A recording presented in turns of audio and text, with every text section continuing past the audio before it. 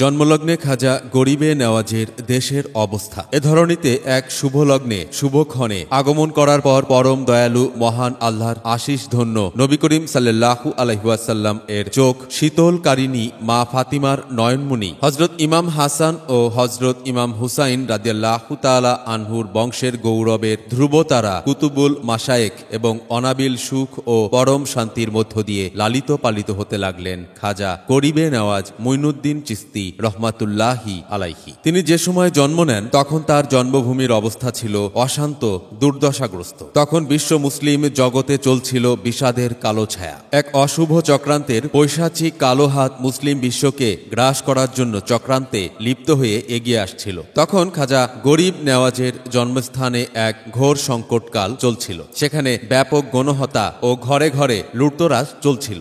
জনগণের কষ্টের সীমা অতিক্রম করে গিয়েছিল। এই অশুভ চক্রের নায়ক ছিল তাতার দস্যু দলের পথ নামক দলটি। তাদের আক্রমণে শহর নগর বিধ্বস্ত হতে লাগলো এবং এরপর এক শহর ও গ্রাম তাদের দখলে নিতে লাগলো। এছাড়া দেশের রাজনৈতিক অঙ্গনে চলছিল বিশৃঙ্খলা, অনিয়ম ও গোলযোগ। মুসলমানগণ বিভিন্ন দলে ভাগ হয়ে গেল। বিদ্রোহীরা সুযোগ কাজে লাগাতে লাগলো। ওই সময় সেখানকার শাসনকর্তা ছিল সলজুকি বংশের সুলতান শানজার। সে নিজের শক্তিশালী সৈন্যবাহিনী দ্বারা নিজের শাসন ব্যবস্থাকে শক্তিশালী রাখার সর্বাত্মক প্রচেষ্টা চালিয়ে যাচ্ছিল, কিন্তু শেষ রক্ষা করতে পারেনি। বীর বিক্রমে সংগ্রাম করার পর সে পরাজয় বরণ করল এবং পলায়ন করে জীবন বাঁচালো। এবং তার পক্ষে সিস্তানের গভর্নর মহাবিক্রমে তাতারি ডাকাতদের উপর আক্রমণ করেন এবং যুদ্ধ করতে থাকেন, কিন্তু তিনিও যুদ্ধে পরাজিত হয়ে শত্রুদের হাতে বন্দী হন। এর ফলে ডাকাত দলের জুলুম নির্যাতন আরো বৃদ্ধি পায়। ঘরে ঘরে চলে লুটতরাজ, হত্যাকাণ্ড ও যুবতী তরুণীদের উপর পৈশাচিক কর্মকাণ্ড।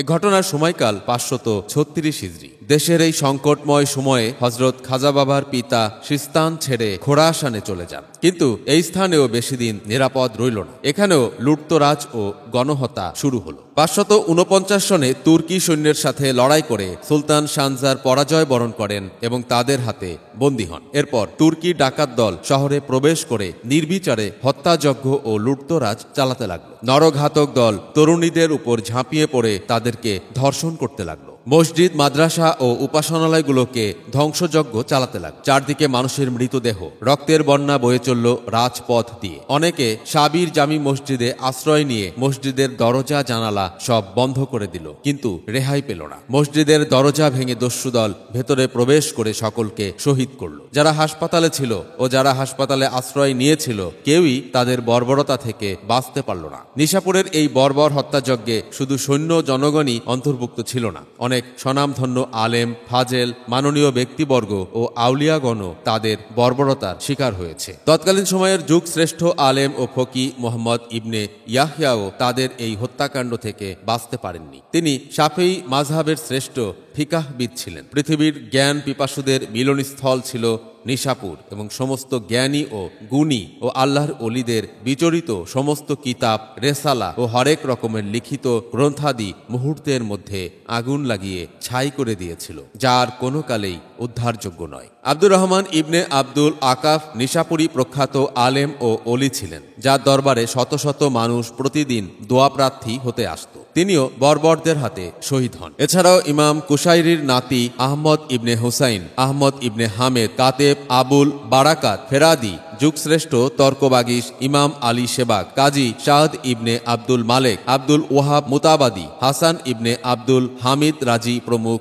জ্ঞানীগণ ব্যতীত আরও অনেক আলেম, ফাজেল, বুজুর্গ, কালেম ও আল্লাহর অলিগণ শহীদ হয়েছেন। মূল বিষয়টি হল দেশের এমনই এক সংকটময় অবস্থার মধ্যে হজরত খাজা বাবার আগমন ঘটে। হজরত খাজা বাবার জন্মলগ্ন 526 হিজরি মতান্তরে 530 হিজরি মতান্তরে 536 হিজরি মতান্তরে 537 হিজরির রজব মাসের 14 তারিখ সোমবার। তার জন্মকালের সময় প্রসঙ্গে তার শ্রদ্ধেয়া আম্মা বলেন, ঘোর অনামিশা দূর হয়ে যখন দিনের আলো রোশনি ধরার বুককে আস্তে আস্তে আলোকিত করছিল, তখন আমি অনুভব করলাম আমার প্রসব সময় হাজির। আমি ফজরের নামাজ আদায় করে আমার বিছানায় গা এলিয়ে দিয়েছি। ঠিক এই সময় দেখতে পেলাম যে আমার ঘর এক ঐশী আলোকে আলোকিত হয়ে উঠল। আমার ঘরে দেখতে পেলাম দৃশ্য অদৃশ্য মহান আল্লাহর অনেক মহান মহান বন্ধুদের আগমন হয়েছে। এদের আগমনকে কেন্দ্র করে আমার মনে বিভিন্ন প্রশ্ন দেখা দিতে লাগলো। এমন সময় হাতিব, আল্লাহর ফেরেশতা, আমার প্রশ্নের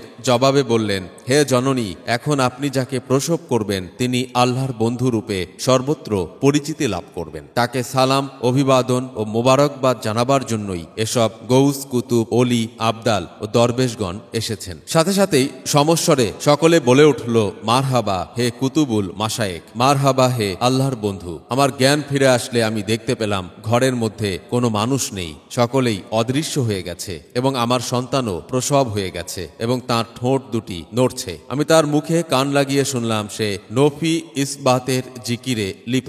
সুবহানাল্লাহ। আমি তাকে কোলে তুলে নিলাম। তার সমস্ত দেহ কুস্তুরীর খুশবুতে ভরপুর হয়ে আছে। আমি আশ্চর্য হয়ে গেলাম। আমি কাউকে ডাকতে পারছি না, কোনো কথা বলতে পারছি না। আমি স্থির দাঁড়িয়ে পরম দয়ালু আল্লাহর শুকরিয়া আদায় করছিলাম এবং ভাবছিলাম এও কি সম্ভব। সাথে সাথে মহান আল্লাহ আমাকে এই সমস্ত ঘটনার রহস্য জানিয়ে দিলেন তাঁর ফেরেশতার মাধ্যমে। তিনি বললেন, তুমি ভাবছো প্রসব বেদনা কোথায় এবং ভূমিষ্ঠের পর শিশুর দেহে যে ময়লা থাকে তা কোথায় এবং শিশুর নাড়ি কাটলো কে? তোমার প্রশ্নের জবাব শ্রবণ করো। তুমি যখন অজ্ঞান ছিলে তখন তোমাকে জান্নাতের হাউজে কাউসারের নিকট নিয়ে যাওয়া হয়। সেখানেই জান্নাতবাসী সব অলি, গৌস, কুতুব, আবদালগণের সঙ্গে তোমার সাক্ষাৎ হয় এবং মা মরিয়ম ও হযরত রাবেয়া বসরি রহমাতুল্লাহি আলাইহি তোমার প্রসব ঘটান এবং অন্যান্য কাজ সমাধা করেন। হাউজে কাউসারের পানিতে গোসল করিয়ে তোমার সন্তানকে ফেরত দেন। হযরত মা উম্মুল ওয়াররাহ এ ঘটনা শুনে বারবার আল্লাহর দরবারে সেজদা অবনত হয়ে শুকরিয়া আদায় করছিলেন। সুবহানাল্লাহ। ঐতিহাসিক ব্যক্তিবর্গের ও জীবনী লেখকদের মধ্যে হযরত খাজা বাবার জন্ম সন ও স্থান প্রসঙ্গে যে মতভেদ রয়েছে সে বিষয়ে কিছু কথা। কতিপয় লেখক হযরত খাজা বাবার জন্ম সনে বলেছেন 533 হিজরি, কেউ বলেছেন 523 হিজরি, কেউ কেউ বলেছেন 536 হিজরি এবং অনেকেই বলেছেন 537 হিজরি। এদের মধ্যে অধিকাংশ লেখক 536 হিজরি ও 537 হিজরি উল্লেখ করেছেন। এসব লেখকগণের কেউ কেউ তাঁর বিসাল শরীফে বলেছেন 627 হিজরি, 632 হিজরি, 633 হিজরি এবং 637 হিজরি। তার দুনিয়ায় অবস্থানকাল প্রসঙ্গে বলেছেন 97 বছর, 104 বছর অথবা 107 বছর। যারা তার জন্ম বছর বলেছেন 523 হিজরি তাদের হিসাব। বিসাল শরীফ 627, জন্ম 523 সমান 104 বছর বয়স। যারা বলেছেন 530 হিজরি তাদের হিসাবে বিসাল শরীফ 632, জন্ম 530, বয়স 102 বছর। যারা বলেছেন 536 হিজরি তাদের হিসাবে বিসাল শরীফ 633, জন্ম 536, বয়স 97 বছর। যারা বলেছেন 537 হিজরি তাদের হিসাবে বিসাল শরীফে 637, জন্ম 537, 100 বছর বয়স। কিন্তু প্রায় সকল জীবনী লেখকই বলেছেন হযরত খাজা বাবা 100 বছরের বেশি সময় পর্যন্ত জীবিত ছিলেন। এই অধিককাল বলতে আমরা এখানে দুটি সংখ্যা পাচ্ছি, একটা 102 ও অপরটি 104 বছর। এই হিসাবে আমরা দুটো জন্ম সনকে বাদ দিতে পেরেছি, 536 এবং 537 হিজরি সনকে। বাকি দুটি সন, একটি 523 এবং অপরটি 530 হিজরি। আমরা এ দুটি সনকে যাচাই বাছাই করার জন্য আজমির শরীফ যাই এবং সেখানে খাদেমদের সাথে আলোচনা করে জানতে পারি যে সেখানে একদল গবেষক রয়েছেন যাদের মধ্যে মরহুম মাওলানা আব্দুল বারী মানি সাহেব, যিনি প্রখ্যাত আলেম, গবেষক ও সুপণ্ডিত ব্যক্তি ছিলেন, যাকে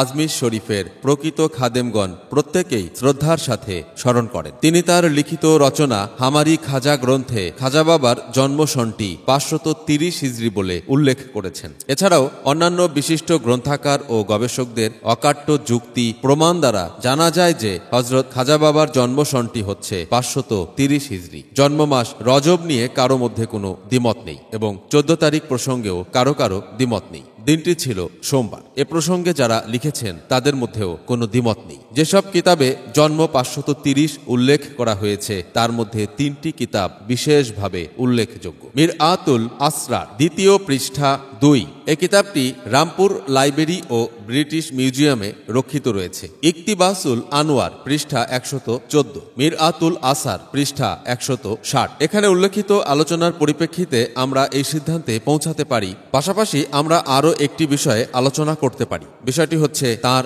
মায়ের মৃত্যুর পর তিনি যখন তার আঙ্গুর বাগানের পরিচর্যায়, তখন তার বাগানে ইব্রাহিম কান্দুসি রহমাতুল্লাহি আলাইহি নামক এক মৌজুব আসে। এই ঘটনাটি এতটাই প্রসিদ্ধ যে প্রায় লেখকই এই ঘটনাটি তাদের গ্রন্থে উল্লেখ করেছেন এবং সময়টা বলেছেন 544 হিজরি এবং তার বয়স বলেছেন 14 থেকে 15 বছর। এই হিসাবেও আমরা হযরত খাজা বাবার জন্মসনটি 530 হিজরি হিসাবে গ্রহণ করতে পারি। যেমন 544 হিজরি 530 হিজরি সমান 14 বছর। এবার আমরা তার জন্মস্থানে যে মতানৈক্য বা মতবিরোধ রয়েছে সে বিষয়ে কিছু আলোচনা করব। অনেক গ্রন্থকার ও জীবনী লেখক গ্রন্থ পড়ে হযরত খাজা বাবার জন্মস্থান সঞ্জরকে অস্বীকার করে বলেছেন যে এ নামের কোনো স্থান নেই। আমার ধারণা এটা তাদের ব্যক্তিগত মন্তব্য। এ মন্তব্যে তাদের অনভিজ্ঞতা ও অপক্বতারই পরিচয় পাওয়া যায়। ওইসব গ্রন্থ পড়ে অনেকেই বিভ্রম ও ভ্রষ্টতার শিকার হয়। যেমন আমাদের এক বাঙালি লেখক তার বিভিন্ন গ্রন্থে লিখেছেন যে হাস্ত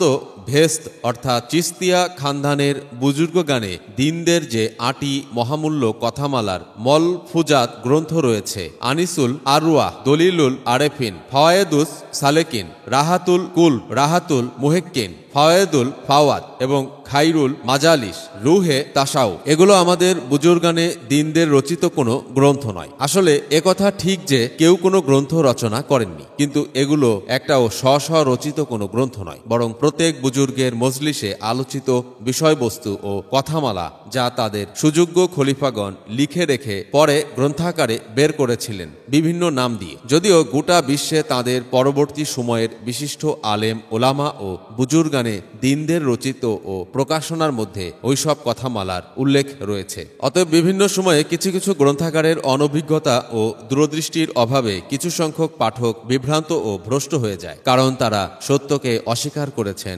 নিজেদের স্বার্থ সিদ্ধির জন্য। সঞ্জর হযরত খাজা বাবার জন্মস্থান বলেই হযরত খাজা বাবার নামের শেষে সঞ্জরি মিলে হযরত খাজা মঈনুদ্দিন হাসান চিশতি সঞ্জরি সুম্মা আজমেরি রহমাতুল্লাহি আলাইহি হয়েছে। যারা এর বিরোধিতা করেছেন তারা এই শব্দটিকে কেউ সানজ, সজর, সানজান, সানজার, সালজার, সেনজার উল্লেখ করেছেন। অনেকে আবার তার জন্মস্থান ইস্পাহান বলেও উল্লেখ করেছেন। মূলত খুরাসান প্রসঙ্গে তাদের কোনো ধ্যান ধারণাই নেই। প্রখ্যাত গ্রন্থ মিরআতুল আনসাব এর 160 পৃষ্ঠায় উল্লেখ রয়েছে খাজা বাবার জন্মস্থান ইস্পাহানের অন্তর্গত খুরাসান প্রদেশের সঞ্জর নামক গ্রামে। আজমির শরীফের প্রখ্যাত ও সুনামধন্য খাদেম, যিনি খাজা বাবার জীবনী নিয়ে বহুকাল গবেষণা করেছেন, তার লিখিত হামারি খাজা গ্রন্থে রয়েছে যে আমি যে তত্ত্ব ও তথ্য খাজা বাবা সম্বন্ধে লাভ করেছি তাতে নিঃসন্দেহে বলতে পারি যে সঞ্জন নামের গ্রামটি খোরাসান প্রদেশের কান্দাহারের উত্তরে পদব্রজে 24 ঘন্টার পথ। প্রাচীনকালে এই স্থানটি সাজিস্তান ও সিস্তানের অন্তর্গত ছিল। কাজেই এর দ্বারাও প্রমাণিত হয় না যে হযরত খাজা বাবার জন্মস্থানের নাম সানজা বা সানজা। তবে এমন হতে পারে যে পূর্বে হয়তো সঞ্জরকে সানজার বলা হতো। আমরা যত আলোচনা ও ইতিহাস ও গবেষকদের গবেষণালব্ধ জ্ঞান আরোহণ করে পাঠকবৃন্দের খেদমতে উপস্থাপন করি না কেন, মূল কথা হলো যে স্থানের মাটি তাকে গ্রহণ করেছে সেই মাটি তাকে ধারণ করে পবিত্র ও গর্বিত হয়েছে। সেই স্থানের নাম সানজার হোক অথবা সঞ্জর, তাতে কি? সর্বশেষ সংবাদ হচ্ছে বেশিরভাগ গবেষক যেহেতু তার নামের শেষে সঞ্জরি লিখেছেন, সেহেতু তার মাতৃভূমির নাম যে সঞ্জর এতে সন্দেহের কোনো অবকাশ থাকতে পারে না। কান্দাহার থেকে ওই স্থানটির দূরত্ব 60 থেকে 70 মাইলের মতো। জন্মস্থানের নাম নিয়ে আমরা আর বাড়াবাড়ি করব না। তবে সবচেয়ে বড় কথা হচ্ছে আজও ওই গ্রামটি ওই নামেই বিদ্যমান রয়েছে। সুতরাং কোনো বিভ্রান্ত লেখকের লেখায় বিভ্রম হবেন না।